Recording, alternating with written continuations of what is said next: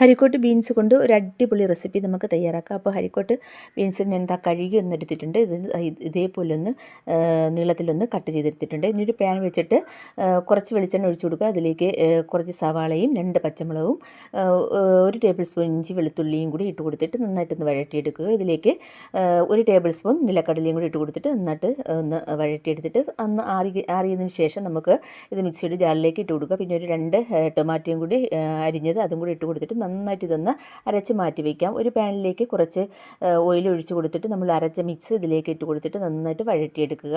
വഴറ്റിയതിന് ശേഷം അത് നമുക്ക് അങ്ങോട്ട് മാറ്റി വയ്ക്കാം. വേറൊരു പാനിലേക്ക് കുറച്ച് ഓയിൽ ഒഴിച്ച് കൊടുത്തിട്ട് ഇതിലേക്ക് കുറച്ച് ബ്ലാക്ക് സീഡ് ഇട്ട് കൊടുക്കുക കേട്ടോ.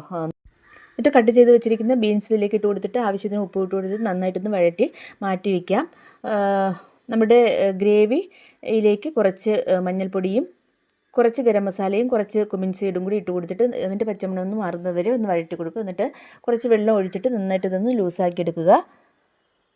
അതിനുശേഷം മീഡിയം ഫ്ലെയിമിൽ വെച്ച് നന്നായിട്ട് ഇതൊന്ന് തിളപ്പിച്ച് എടുക്കണം. നന്നായിട്ട് തിളച്ചതിന് ശേഷം നമ്മുടെ വഴറ്റി വെച്ചിരിക്കുന്ന ബീൻസ് ഇതിലേക്ക് ഇട്ട് കൊടുക്കാം. അതിനുശേഷം മീഡിയം ഫ്ലെയിമിൽ വെച്ച് ഒരു 5 മിനിറ്റും കൂടി നമ്മൾ ഇതുപോലെ ഒന്ന് ഇത് തിളപ്പിച്ചെടുക്കണം. കുറച്ച് തിക്കായി വരുമ്പോൾ നമുക്ക് ഫ്ലെയിം ഓഫാക്കാം.